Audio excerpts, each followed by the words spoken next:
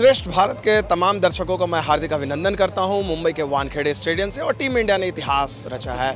इतिहास दरअसल रोहित शर्मा और उनके साथियों ने रचा, क्योंकि 10 वनडे मुकाबले इससे पहले टीम इंडिया ने वनडे के इतिहास में नहीं जीते थे। वर्ल्ड कप की तो बात ही छोड़ दीजिए। तो रोहित शर्मा पहली बार कप्तानी कर रहे हैं और 10 के 10 मैच जीते हैं। और अब जो चुनौती है लगातार 11 मैच जीतकर वर्ल्ड कप जीतने की। हमारे साथ खास मेहमान हैं, न्यूजीलैंड से आते हैं राहुल पाटिल, जो न्यूजीलैंड बेस्ड जर्नलिस्ट हैं लेकिन हिंदुस्तानी मूल के हैं, तो हिंदी में बोल सकते हैं। तो राहुल, सबसे पहले यही जानना चाहेंगे कि आपके लिए थोड़ी सी क्या मतलब कभी खुशी कभी गम वाला थोड़ा सा रहा कि भाई इंडिया ने न्यूजीलैंड को हराया, बदला लिया, आप कैसे देखते हो और ओवरऑल इस गेम को कैसे देखते हो नतीजे को? नहीं सर, दुख तो है ही, क्योंकि न्यूजीलैंड 12 साल से वहाँ रह रहा हूँ, वहाँ काम करता हूँ, तो दुख तो है ही। लेकिन इसमें खुशी भी ये भी है कि अपना मुल्क जीता है और ये इस बात की बहुत ज़्यादा खुशी है। मैच को अगर देखा जाए तो जैसे केन विलियमसन ने आज प्रेस कॉन्फ्रेंस में भी कहा कि जब एक टीम इस लेवल से खेल रही हो तो उनको हैट्स ऑफ करना चाहिए कि इसमें कोई there is nothing wrong in losing to a better side and saying कि नहीं, ये इस टीम से मैं इसलिए हारा क्योंकि ये मुझसे बेहतर क्रिकेट खेली। और यही हुआ है कि न्यूजीलैंड वाज आउटप्लेड बैटिंग में और बॉलिंग में, दोनों डिपार्टमेंट्स में। फील्डिंग में मैं कहूँगा न्यूजीलैंड ने फिर भी बहुत अच्छा काम किया आज, लेकिन 2 में से 3 डिपार्टमेंट्स ने भारत ने उनको कम्प्लीटली डोमिनेट किया और उसका रिजल्ट हमारे सामने है। मोहम्मद शमी वर्ल्ड कप के इतिहास में अगर अब देखा जाए 50 विकेट लेने वाले पहले भारतीय गेंदबाज बने हैं। और ऑल टाइम ग्रेट लिस्ट को देखें तो वहाँ पर ग्लेन मैकग्रा हैं, मुथैया मुरलीधरन हैं, लाशित मलिंगा हैं, ट्रेंट बोल्ट हैं, असाधारण गेंदबाज मिचेल स्टार्क हैं।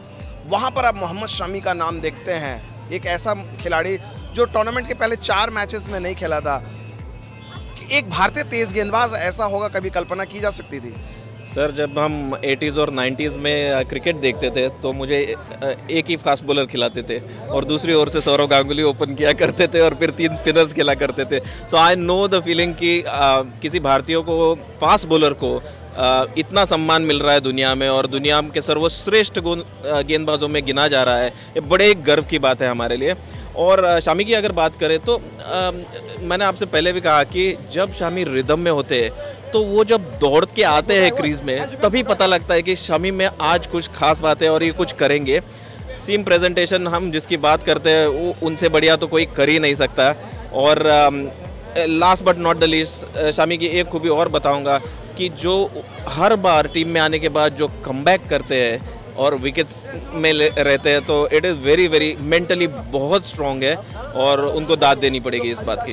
ये विराट कोहली का 50वां शतक उस वक्त आया जहां पर सचिन तेंदुलकर स्टैंड में, सचिन तेंदुलकर के घर में, विवियन रिचर्ड्स कमेंट्री बॉक्स में। इस लम्हे को कैसे देखते हैं? सर, किसी हिंदी पिक्चर से कम नहीं है ये स्क्रिप्ट। अगर हम चाहे तो भी हम इसके बारे में सोच नहीं सकते थे।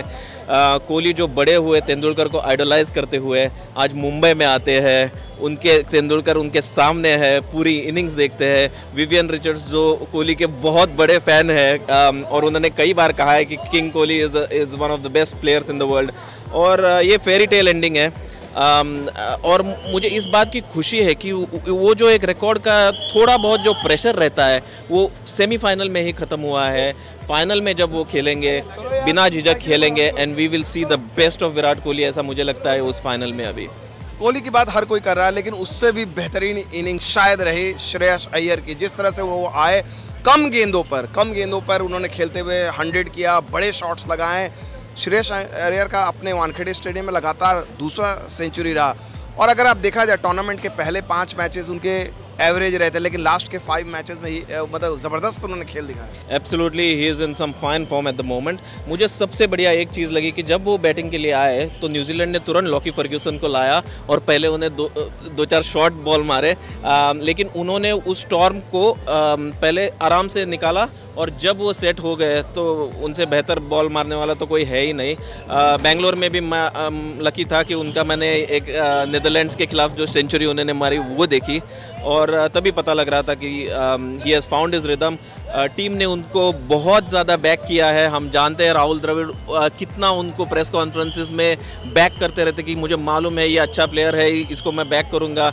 और उस रिटर्न उनको आज उस इन्वेस्टमेंट पे रिटर्न मिला है और it is a very fantastic story. जिस प्रकार इंजरी से वापस आए, फिर रिहैब किया, और बहुत मुश्किल होता है, आप जानते हैं कितना स्टेज पर खेलना, लेकिन it's once again one of the success stories of this team. Definitely. और इस मैच की खासियत ये रही कि भाई शुभमन गिल ने, जो दूसरे ओपनर हैं, उन्होंने भी इस वर्ल्ड कप की एक सिग्निफिकेंट इनिंग्स खेली। रन तो उनके आ रहे थे, लेकिन सेमीफाइनल में जिस तरह से उन्होंने एक अर्धशतकीय पारी खेली, और शायद अगर वो क्रैम्प उनको नहीं हुआ रहता तो उनके नाम भी एक शतक रहता और वर्ल्ड कप में भी एक रिकॉर्ड बनता कि एक ही इनिंग्स में 3 बल्लेबाजों ने 100 किए।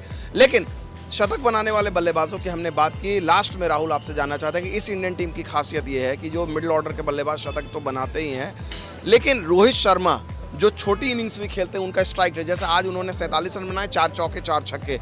अगर टॉप ऑर्डर में वो काम करते तो नीचे केएल राहुल 20 गेंद में 39 रन। ये जो कॉम्बिनेशन है कि ऊपर में भी कोई धुआंधार खेल सकता है, नीचे में भी खेल सकता है, ये इंडिया को कितना बड़ा एज देता है फाइनल में जाने से पहले? सर, रोहित की अगर हम बात करें तो उनके जैसा सेल्फलेस लीडर मैंने आज तक कभी नहीं देखा। हम दोनों एडलेड में बैठे थे जब हमने T20 वर्ल्ड कप में इंग्लैंड से मात खाई थी, और कहीं उस वक्त ऐसा लग रहा था कि इंडिया को अपना थोड़ा रवैया बदलना पड़ेगा। रोहित ने ये खुद के ऊपर जिम्मा लिया, खुद को बदला।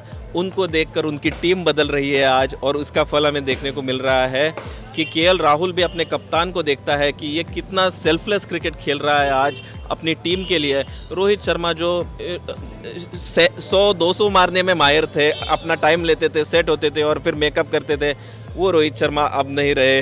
अब जो आते हैं पहली गेंद से पिटाई होती है सबकी, और it's a very selfless leadership की पहली अगर कोई खासियत है कि वो लीड बाय एग्जाम्पल करे, और रोहित शर्मा जो लीडरशिप आज दिखा रहे हैं, हैट्स ऑफ टू हिम। अगर 10 मैच हमने कंटिन्यूसली जीते हैं तो उसका सबसे ज़्यादा मोल कप्तान को जाता है कि उन्होंने इस टीम को सिखाया कि कैसे खेला जाए। चलिए, बहुत बहुत शुक्रिया राहुल पाटिल। तो ये न्यूजीलैंड के जर्नलिस्ट राहुल पाटिल, जो यहाँ पर टीम न्यूजीलैंड से इकलौते दौरा कर रहे हैं, और उन्होंने हमारे साथ ये बातें साझा की, अपनी एक्सपर्ट कमेंट दिए। लेकिन कुल मिलाकर देखा जाए, इंडिया का जो सफ़र है वो बहुत शानदार रहा अब तक। 2011 में इसी वानखेड़े में टीम इंडिया ने वर्ल्ड कप जीता था 2011 में, और 2023 में इसी वानखेड़े से अब वो फाइनल जा रहे हैं। उम्मीद की जानी चाहिए कि जो 2011 में हुआ 2023 में होगा। हालांकि ये जीत शायद ज़्यादा और ख़ास हो, क्योंकि यहाँ पर हमें हार का मुंह देखने को नहीं मिला है। फिलहाल मेरे साथ इतना ही। बहुत बहुत शुक्रिया। श्रेष्ठ उत्तराखंड पर खबरों से जुड़े रहने के लिए चैनल को सब्सक्राइब करें, बेल आइकन दबाएं और देखते रहें श्रेष्ठ उत्तराखंड।